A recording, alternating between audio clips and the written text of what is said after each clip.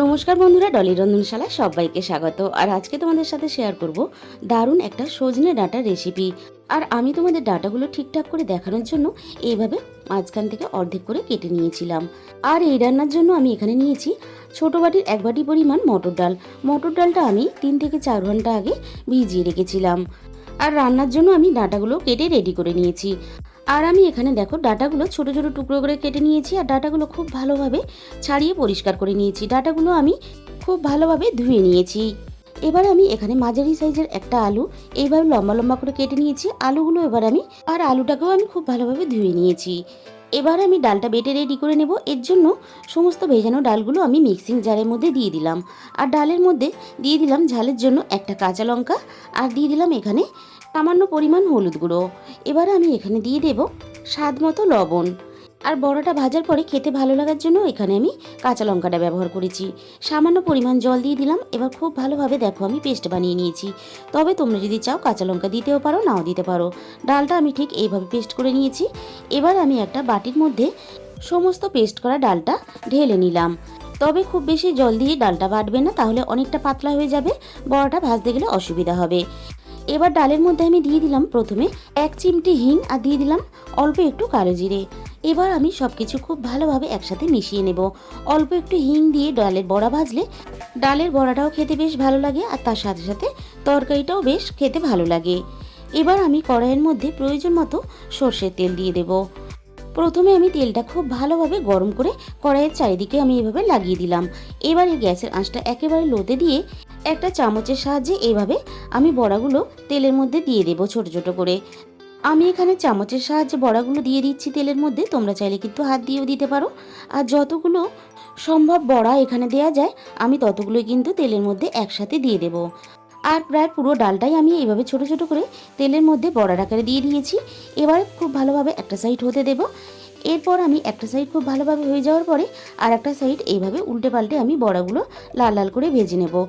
আর গ্যাসের আঁচটা এই সময় মিডিয়ামে রাখবে, তা না হলে বড়াগুলো উপর থেকে লালচে হয়ে ভাজা হয়ে যাবে আর ভিতরটা কাঁচা থেকে যাবে।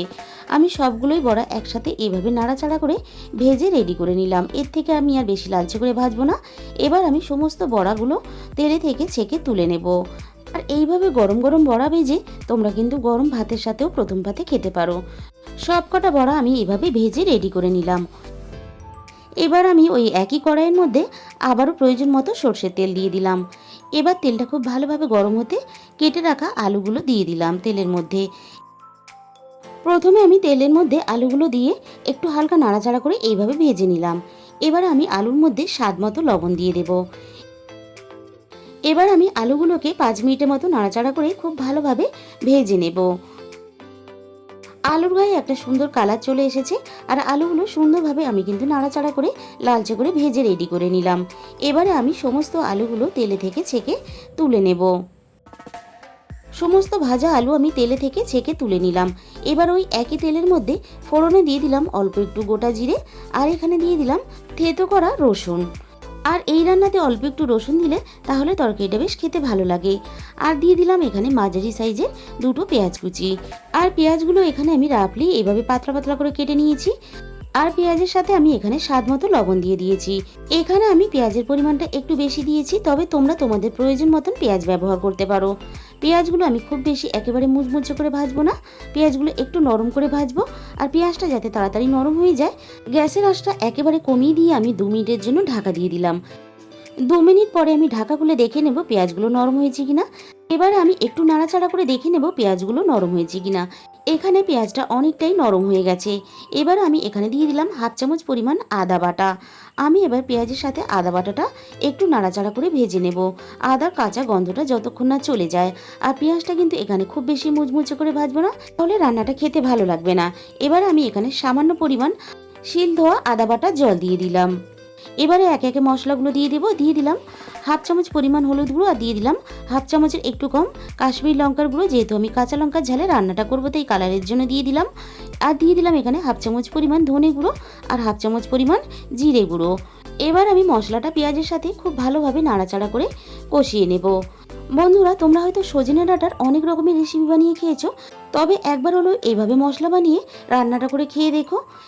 পেঁয়াজের সাথে মশলাটা আমি খুব ভালোভাবে কষিয়ে নিয়ে এখানে মাঝারি সাইজের একটা টমেটো কুচি দিয়ে দিলাম। এবার আমি টমেটো কুচিগুলো মশলার সাথে একটু নাড়াচাড়া করে নরম করে নেব, একেবারে কিন্তু কষিয়ে গলিয়ে ফেলবো না। এবারে আমি এখানে কেটে রাখা সজনে ডাঁটাগুলো দিয়ে দিলাম, সাথেই আমি এখানে ভেজে রাখা আলুগুলো দিয়ে দিলাম। এবার আমি এখানে সামান্য পরিমাণ জল দিয়ে দিলাম, যাতে মশলার সাথে সবজিটা কষানোর সময় পুড়ে না যায়। এবার আমি মশলার সাথে আলু আর ডাঁটা খুব ভালোভাবে একটু হাতে সময় নিয়ে কষিয়ে নেব। আর বন্ধুরা, তোমরা একবার হলেও এইভাবে সজনে ডাঁটা রান্না করে খেয়ে দেখো। দুপুরে গরম গরম ভাতের সাথেও যেমন খেতে ভালো লাগে, তেমনই কিন্তু রাতে রুটির সাথেও খেতে ভীষণ ভালো লাগে।